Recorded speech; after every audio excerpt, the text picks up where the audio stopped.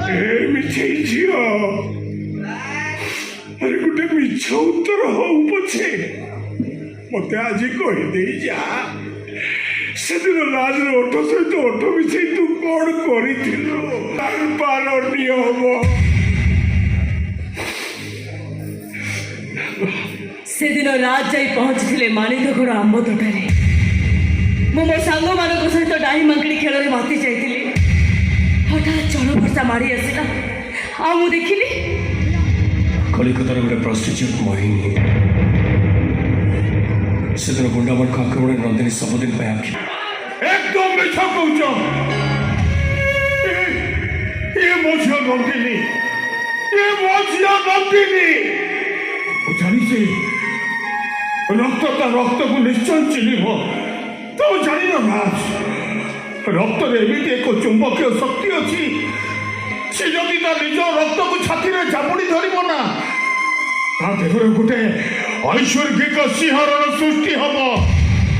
ମୋ ଦେହରେ ବି ସେମିତି ଗୋଟେ ଶିହରଣ ସୃଷ୍ଟି ହେଇଛି। ୟାକୁ ଯେତେବେଳେ ମୋ ଛାତିରେ ଚାପୁଡ଼ି ଧରିଥିଲି ମୋ ଦେହରେ ବି ଠିକ୍ ସେମିତି ଗୋଟିଏ ଶିହରଣ ସୃଷ୍ଟି ହେଇଛି। ଇଏ ମୋ ରକ୍ତ, ମୋ ଝିଅ ନନ୍ଦିନୀ, ମୋ ଝିଅ ନନ୍ଦିନୀ। ମୁଁ ନନ୍ଦିନୀ ନୁହଁ ମୋହିନୀ, କଲିକତାର ଗୋଟେ ପ୍ରସ୍ଟିଚ୍ୟୁଟ୍।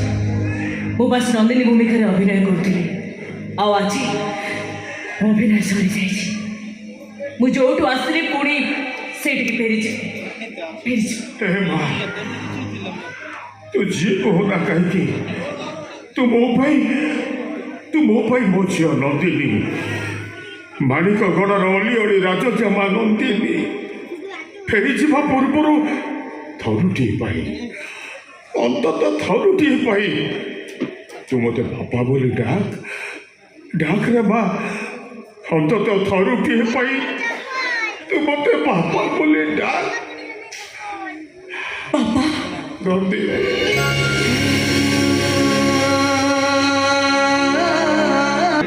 ଭଉଣୀ କିଛି ଚିହ୍ନିବାରେ ଭୁଲ ହେଇଗଲା।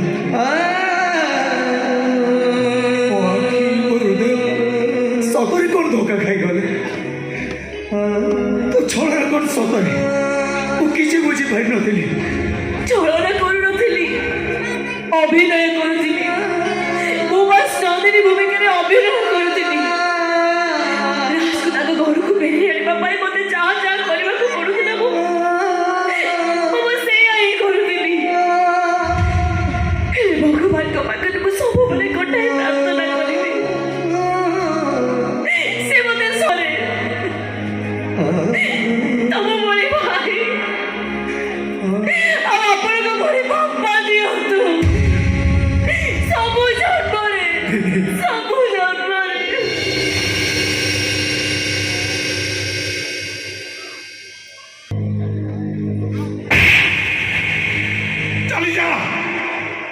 ଯେତେ ଶୀଘ୍ର ପାରୁଛ ତୁ ବାହାରି ଯା। ଆଉ କିଛି କହି ଆମ ସମସ୍ତଙ୍କୁ କନ୍ଦେଇବା ଆଗରୁ ଯେତେ ଶୀଘ୍ର ପାରୁଛ ଘରୁ ତୁ ଚାଲି ଯା। କାହାର ଗ୍ରାଣ୍ଡପା? ମୁଁ କାହାରି ଗ୍ରାଣ୍ଡପା ନୁହେଁ, ହେଲେ ଯିବା ଆଗରୁ ମୋର ପଦିଏ କଥା ଶୁଣି ଦେଇ ଯା। ଆରେ ଆଉ କୋଉଠିକି ଯାଇ ମୋ ଭଳି ବୁଢ଼ାମାନଙ୍କ ପାଖରେ ମିଛ ଅଭିନୟ କରି ମାୟା ମମତା ଲଗେଇବୁନି। ଆରେ ମୁଁ ତ ଦୃଢ଼ ବୁଢ଼ାଟା ବୋଲି ଏ ଯାଇ ବଞ୍ଚିଛି। ଆଉ ଅନ୍ୟ ବୁଢ଼ା କେହି ଥିଲେ ହାର୍ଟ ଆଟାକରେ ମରିଯାଇ ସାରନ୍ତାଣି। ଆସିଥିଲୁ ସେଇ ବାଟେ ଚାଲିଯା।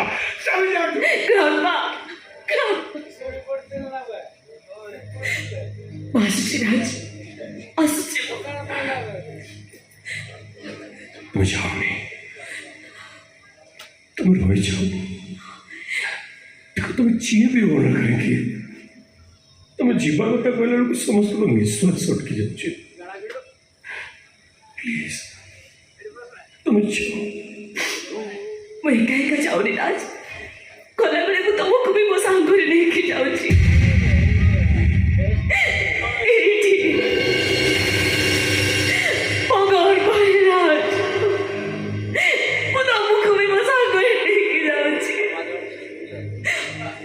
राज तमें मोरे देह को धरुटे छुईच माने मु मोरे देह को कहार को छुईबा को देबेनी केही भी मोरे देह को छुईबेनी राज केही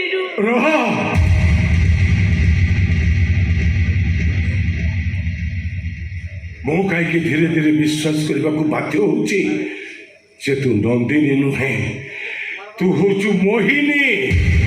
କାହିଁକି ନା ୟା ଭିତରେ ମୁଁ ତୋତେ ଅନେକ ଥର ପଚାରିଛି, କହ ମୋ ନାତି ରାଜର ଓଠ ସହିତ ଓଠ ମିଶେଇ ତୁ ସେଦିନ କ'ଣ କରିଥିଲୁ? ତୁ ମୋତେ କିଛି ଉତ୍ତର ଦେଇନୁ, କେବଳ କାନ୍ଦିଛୁ, ନହେଲେ ବାହାନା କରି କଥାର ମୋଡ଼ ବଦଳେଇ ଦେଇଛୁ। ଆଉ ଯଦି ପ୍ରକୃତରେ ନନ୍ଦିନୀ ହେଇଥାନ୍ତୁ ତାହେଲେ ତୁ ମୋତେ ନିଶ୍ଚୟ କହିପାରିଥାନ୍ତୁ ସେଦିନ ଏ ରାଜର ଓଠ ସହିତ ଓଠ ମିଶେଇ ତୁ କ'ଣ କରିଥିଲୁ। ଏ ମିଛେଇ ଝିଅ,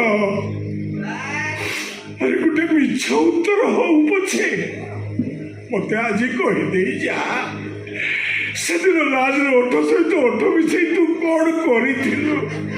ତୋତେ ତାହେଲେ ତୁ ଯଦି ମୋତେ ଭଲ ପାଉଥାଉ ତାହେଲେ ମୋତେ ସତ କଥା କହ, ସେଦିନ ରାଜର ଓଠ ସହିତ ଓଠ ମିଶେଇ ତୁ କ'ଣ କରିଥିଲୁ? ପାର ନିୟମ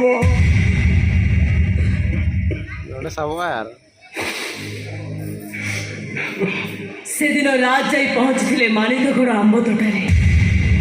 ମୁଁ ମୋ ସାଙ୍ଗମାନଙ୍କ ସହିତ ଡାହି ମାଙ୍କଡି ଖେଳରେ ମାତି ଯାଇଥିଲି। ହଠାତ୍ ଝଡ଼ ବର୍ଷା ମାଡ଼ି ଆସିଲା, ଆଉ ମୁଁ ଦେଖିଲି ରାଜ ମଦ ନିଶାରେ ଠିକ ସେ ଚାଲି ପାରୁନଥିଲେ। ଆଉ ମଦ ନିଶାରେ ରାଜ ଡେଇଁ ପଡ଼ିଲେ ଆମ ଗାଁ ଉଚ୍ଚୁରା ନଈ ଭିତରକୁ।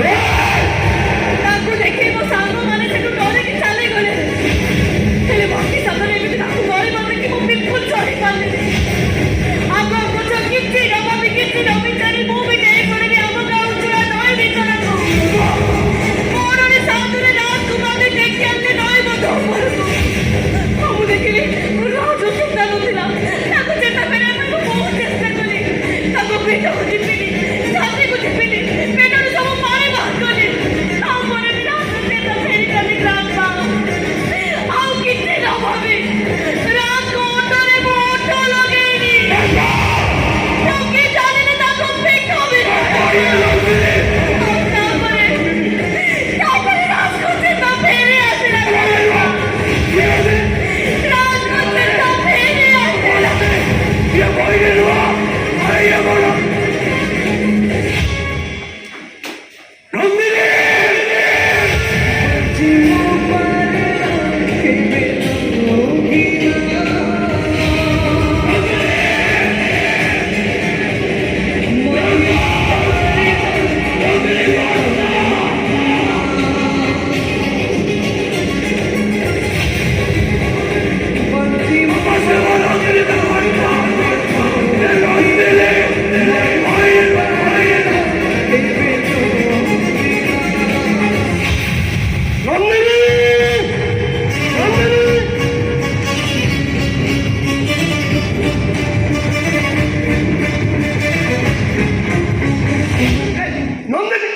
ରାଜବାବୁ ନନ୍ଦିନୀ କୁଆଡ଼େ ଗଲା?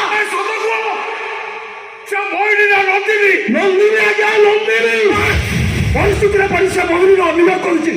ମୁଁ ତମକୁ ସେଦିନ କହିଥିଲି ନା ମୁଁ ମୋ ପାପର ପ୍ରାୟଶ୍ଚିତ କରିବନି। ତମ ଝିଅକୁ ମୋ ଝିଅ ଭାବି ପାଖରେ ରଖି ମୁଁ ମୋ ପାପର ପ୍ରାୟଶ୍ଚିତ କରୁଛି। ହେଲେ ନନ୍ଦିନୀ ଜୀବନ ଏବେ ବିପଦରେ। ଡିଏନ୍ର ଗୋଟେ ସିକ୍ରେଟ୍ ଫାଇଲ୍ ପେନ୍ ଡ୍ରାଇଭ୍ରେ ଲୋଡ୍ କରି ନନ୍ଦିନୀ ପୋଲିସକି ଦେଇଦେଇଛି। ସେ ଡିଏନ୍ ଆଜି ନନ୍ଦିନୀକି ମାରିଦେବ ଆମ ସମସ୍ତଙ୍କ ନନ୍ଦିନୀକୁ।